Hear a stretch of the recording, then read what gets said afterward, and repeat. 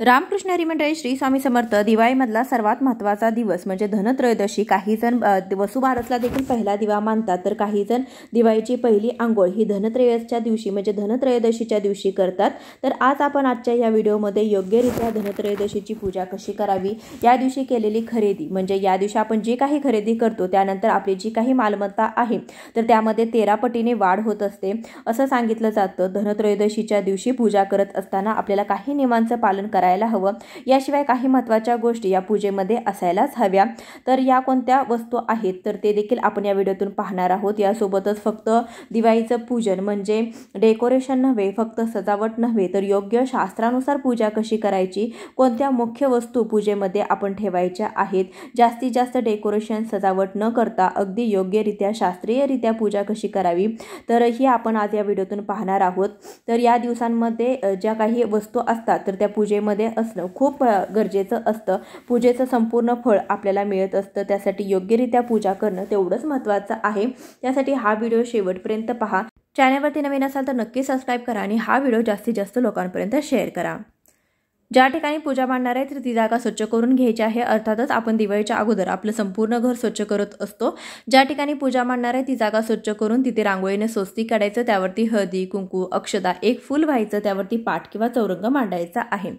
यानंतर आपण आचमन आणि संकल्प करून घेणार आहोत, कारण की त्यामुळे आपली कोणतीही पूजा जी आहे तर ती संकल्पाशिवाय पूर्ण होत नाही आणि आचमन केल्याने शरीराची आणि मनाची शुद्धी होत असते. सर्वात आधी आचमन करण्यासाठी डाव्या हाताने उजव्या हातामध्ये आपल्याला पाणी घ्यायचं आहे. ओम केशवाय नमः, ओम नारायणाय नमः, ओम गोविंदाय नमः असं म्हणून 3 वेळा आपल्याला पाणी ग्रहण करायचं आहे. ओम माधवाय नमः, ओम विष्णवे नमः असं म्हणून आपल्याला पाणी जे आहे तर ते तामणामध्ये 2 वेळा सोडायचं आहे. त्यानंतर आपल्याला उजव्या हातामध्ये थोडंसं पाणी घ्यायचं, त्यामध्ये थोडंसं हळदी कुंकू अक्षता आपल्याला व्हायचे आहेत, फुलाच्या पाकळ्या किंवा फुल व्हायचं आहे, संपूर्ण नाव आपलं गोत्र सांगायचं आहे.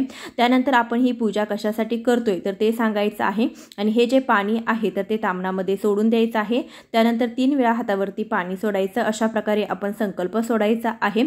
बरीचशी पूजा करत असताना आपण ब्राह्मणांना बोलावून घरामध्ये पूजा करत असतो, कारण की कोणतीही पूजा योग्यरीती व्हावी असं आपल्या मनामध्ये असतं आणि आपण मोठ्या उत्साहाने घरामध्ये लक्ष्मीपूजन आणि लक्ष्मी प्राप्तीसाठी अशा पूजा ज्या आहे तर ते ब्राह्मण बोलावून करत असतो. परंतु तुम्हाला जर अशा बऱ्याच वेळा ब्राह्मण बोलावून जर पूजा करणं शक्य नसेल तर घरामध्ये अशा पद्धतीने तुम्ही योग्यरित्या पूजा केली तरी सुद्धा चालेल. तरी देखील पूजेचं संपूर्ण फळ तुम्हाला मिळणार आहे. तुमची जी पूजा आहे तर ती देवापर्यंत पोहोचणार आहे. यानंतर आपण दीप प्रज्वलन करून घेऊया. आपली जी पूजा असते तर ती देवापर्यंत पोहोचण्याचं काम हे दिव्याचं असतं. त्यासाठी आपण सर्वात आधी दीप प्रज्वलन करून घ्यायचं आहे. सर्वात आधी अक्षता टाकायच्या, त्यावरती हळदी कुंकू व्हायचं आहे, त्यावरती निरांजन ठेवायचं आहे. निरांजन समयी तुम्ही काहीही ठेवू शकता. त्यानंतर निरांजन प्रज्वलित करून घ्यायचं, हळदी कुंकू अक्षता व्हायचं आहे. दिव्याची पूजा आपण करून घ्यायची आहे. दिव्याची पूजा करत असताना तुम्ही शुभम करोति कल्याणम आरोग्यम धनसंपदा शत्रुबुद्धी विनाशाय दीप ज्योती नमोस्तुते किंवा सर्वमंगल्ये मांगल्ये शिवे सर्वार्थ साधिके शरण्ये त्र्यंबके गौरी नारायणी नमोस्तुते या मंत्राचा जप करायचे. दीप प्रज्वलन करून झाल्यानंतर आपल्याला गणपती बाप्पांची पूजा करून घ्यायची आहे. एका तामणामध्ये आपल्याला थोड्याशा अक्षतांचं आसन ठेवायचं आहे. त्यावरती गणपती बाप्पांची मूर्ती ठेवायची आहे. गणपती बाप्पांना पहिल्यांदा पाण्याने पुन्हा पंचामृताने परत पाण्याने आपल्याला स्नान घालायचं आहे. स्नान घालत असताना आपण वक्रतुंड महाकाय सूर्यकोटी समप्रभ निर्विघ्नं कुर्मे देवे सर्वकार्येषु सर्वदा किंवा ओम गण गणपते नमो नमः या मंत्राचा जप करायचा आहे. दिवाळीमध्ये श्री गणेश, भगवान कुबेर, माता लक्ष्मी यांचं पूजन केलं जातं. तर त्यासाठी आपल्याला श्री गणेशांचं पूजन करून घ्यायचं आहे, कारण की गणपती बाप्पाशिवाय कोणतीही पूजा जी आहे तर ती पूर्ण होत नाही. त्यासाठी सर्वात अगोदर गणपती बाप्पांची पूजा करायची म्हणजे आपली जी पूजा आहे तर ती निर्विघ्नपणे पार पडत असते. शेवटच्या पळीमध्ये आपल्याला हळदी कुंकू अक्षता त्यानंतर थोड्याशा फुलाच्या पाकळ्या घालून त्याने स्नान घालायचं आणि गंधोदक स्नानम समर्पयामी असं बोलायचं. त्यानंतर पुन्हा स्वच्छ पाण्याने स्नान घालायचं. आरती ओवाळून घ्यायची. धूप देखील तुम्ही अगरबत्ती देखील ओवाळून घेऊ शकता. अशा पद्धतीने गणपती बाप्पांच्या मूर्तीवरती आपल्याला अभिषेक करून घ्यायचा आहे. यानंतर गणपती बाप्पांची मूर्ती स्वच्छ करून घ्यायची आहे. गणपती बाप्पांना हळदी कुंकू गंध पुष्प अक्षता व्हायचा आहे. त्यानंतर गुळ खोबऱ्याचा नैवेद्य देखील दाखवायचा आहे. गुळ आणि खोबऱ्याचा नैवेद्य दाखवण्यासाठी पाण्याने भरीव चौकोनी मंडल करायचं आहे. त्यावरती नैवेद्य ठेवायचं आहे. 3 वेळा पाणी फिरून नैवेद्यम समर्पयामी असं आपल्याला बोलायचं आहे. यानंतर आपण कलश स्थापना करून घेणार आहोत। त्यासाठी आपल्याला तांदळाने स्वस्तिक किंवा अष्टदल कमळ काढून घ्यायचं आहे किंवा तुम्ही तांदळाची छोटीशी रास देखील ठेवू शकता। त्यावरती हळदी कुंकू व्हायचं आहे। त्यावरती आपल्याला कलश ठेवायचा आहे। कलश घेत असताना आपण तांब्या घेतलेला आहे, त्याच्या गळ्याला लाल पिवळा धागा म्हणजेच कलावा बांधून घ्यायचा आहे। त्यानंतर आपण कलशावरती स्वस्तिक हे शुभचिन्ह काढून त्याच्या दोन्ही बाजूला 2 दांड्या आणि स्वस्तिकमध्ये 4 बिंदू देखील द्यायचे आहेत। त्यानंतर कलशामध्ये आपल्याला 80% म्हणजे गळ्यापर्यंत येईल इतपत पाणी भरायचं आहे। कळशाच्या गळ्याला लाल पिवळा धागा म्हणजे कलावा देखील आपल्याला बांधून घ्यायचा आहे। कळशामध्ये हळदी कुंकू अक्षदा 1 फूल 1 रुपयाचं नाणं सुपारी टाकून द्यायची। त्यामध्ये आपण 5 आंब्याची किंवा विड्याची पाने लावायची आहे। त्यावरती श्रीफळ आपल्याला ठेवायचं आहे म्हणजे नारळ ठेवायचं। नारळाची शेंडी वरच्या बाजूला येईल अशा प्रकारे नारळ आपल्याला ठेवायचं आहे। कळशाला देखील हळदी कुंकू अक्षता फूल व्हायचं आहे। तुम्ही फुलांचा गजरा देखील वाहू शकता। ओम कलश देवताभ्यो नमः या मंत्राचा जप करावा।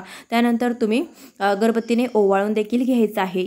यानंतर आपल्याला महालक्ष्मीची पूजा करून घ्यायची। तामणामध्ये अक्षदांचं आसन ठेवून त्यावरती महालक्ष्मीची मूर्ती विराजमान करावी। माता लक्ष्मीला आपल्याला पहिल्यांदा पाण्याने पुन्हा पंचामृताने पुन्हा पाण्याने अभिषेक घालायचा आहे।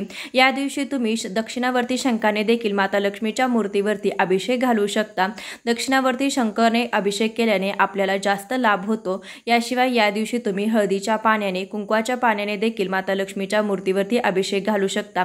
ज्यांना कुंकुमार्चन करणं शक्य होत नाही किंवा तेवढा वेळ देखील नसतो त्यांनी कुंकवामध्ये थोडंसं पाणी मिसळून त्याने देखील माता लक्ष्मीला अभिषेक केल्याने आपल्याला कुंकुमार्चन केल्याचा लाभ हा मिळत असतो। याशिवाय माता लक्ष्मीला हळद ही अत्यंत प्रिय आहे। हळदीने स्नान केल्याने घातल्याने देखील आपल्याला जास्त लाभ प्राप्त होतात। आपला गुरुग्रह बळकट होतो आणि आपल्याला प्रत्येक कामामध्ये यश देखील मिळतं। महालक्ष्मीची पूजा करत असताना आपण लक्ष्मी गायत्री मंत्राचा जप देखील करू शकतो। ओम महालक्ष्मीच विद्महे विष्णुपत्नीच धीमहि तन्नो लक्ष्मी प्रचोदयात। याशिवाय तुम्ही महालक्ष्मीच्या कमलात्मक मंत्राचा ओम श्रीम ह्रीम श्रीम कमले कमलालये प्रसिद्ध श्रीम ह्रीम श्रीम ओम महालक्ष्मे नमः या मंत्राचा तुम्ही जप करू शकता। या दिवशी तुम्ही महालक्ष्मी अष्टकम म्हणू शकता। श्री सूक्ताचा पाठ देखील करू शकता। होईल तशी महालक्ष्मीची सेवा या दिवशी करावी। त्यानंतर जोडविड्याच्या पानावरती अक्षदांचं आसन ठेवून त्यावरती हळदी कुंकू वाहून त्यावरती महालक्ष्मीची मूर्ती विराजमान करावी। माता लक्ष्मीला देखील हळदी कुंकू अक्षदा फूल वाहावं। शक्यतो या दिवशी माता लक्ष्मीला लाल रंगाचं फूल हे अर्पण करावं। लाल रंग हा माता लक्ष्मीला अतिप्रिय आहे। या दिवशी भगवान धन्वंतरीची देखील पूजा केली जाते। वेदशास्त्रामध्ये हा दिवस भगवान धन्वंतरीच्या पूजेसाठी खूप प्रभावी मानला जातो। या दिवशी भगवान धन्वंतरी अमृत कलश घेऊन समुद्र मंथनातून प्रकट झाले होते। त्यासाठी भगवान धन्वंतरीची पूजा या दिवशी केली जाते। विष्णूच्या या अवताराला भगवान धन्वंतरी असं म्हटलं जातं। धन्वंतरी भगवानांचा तुमच्याकडे असा जर फोटो असेल तर तो फोटो तुम्ही घेऊ शकता किंवा प्रतिकात्मक तुम्ही सुपारीची स्थापना केली तरी सुद्धा चालेल। फोटोवरती पहिल्यांदा पाण्याने पुन्हा पंचामृताने पुन्हा पाण्याने आपल्याला फुलाने शिंपडून घ्यायचे। फोटो स्वच्छ कोरडा करून घ्यायचा। भगवान धन्वंतरीची पूजा करत असताना गायत्री मंत्र ओम वासुदेवाय विद्महे सुधाहस्ताय धीमहि तन्नो धन्वंतरी प्रचोदयात या मंत्राचा तुम्ही जप करू शकता किंवा ओम धन्वंतरे नमो नमः या मंत्राचा जप केला तरी सुद्धा चालेल। किंवा तुम्ही ओम नमो भगवते वासुदेवाय धन्वंतरे अमृत कलशहस्ताय सर्वामय विनाशनाय त्रैलोक्यनाथाय श्री महाविष्णवे स्वाहा या मंत्राचा जप केला तरी सुद्धा चालेल। यानंतर आपल्याला धनाची देवता भगवान श्री कुबेर यांची पूजा करायची आहे। त्यासाठी तुम्ही भगवान श्री कुबेरांची मूर्ती तुमच्याजवळ असेल तर ती मूर्ती तुम्ही घेऊ शकता किंवा प्रतिकात्मक म्हणून तुम्ही एखाद्या सुपारीची स्थापना देखील करू शकता। इथे मी थोड्याशा अक्षदांचं आसन ठेवलेलं आहे, त्यावरती सुपारी ठेवलेली आहे। सुपारीवरती आपल्याला 5 पळ्या स्वच्छ पाण्याने त्यानंतर 5 पळ्या पंचामृताने पुन्हा 5 पळ्या स्वच्छ पाण्याने स्नान घालून घ्यायचं आहे। स्नान घालत असताना आपण कुबेर मंत्राचा जप हा करायचा आहे। तो असा की ओम ह्रीम श्रीम क्लीम श्रीम क्लीम वित्तेश्वराय नमः या मंत्राचा तुम्ही जप करू शकता किंवा ओम श्री कुबेराय नमः या मंत्राचा जप केला तरी सुद्धा चालेल। त्यानंतर जोडविड्याच्या पानावरती भगवान श्री कुबेरांची प्रतिकात्मक सुपारी आपल्याला स्थापन करायची आहे। अक्षदांचं आसन द्यायचं, त्यावरती सुपारी ठेवायची, हळदी कुंकू पुष्प अक्षदा व्हायच्या आहेत। तुमच्याकडे मूर्ती नसेल, तुम्हाला जर मूर्ती विकत घ्यायची असेल तर तुम्ही या दिवशी विकत घेऊ शकता। ती पूजेमध्ये मांडा, त्याची देखील पूजा करून घ्यायची आहे।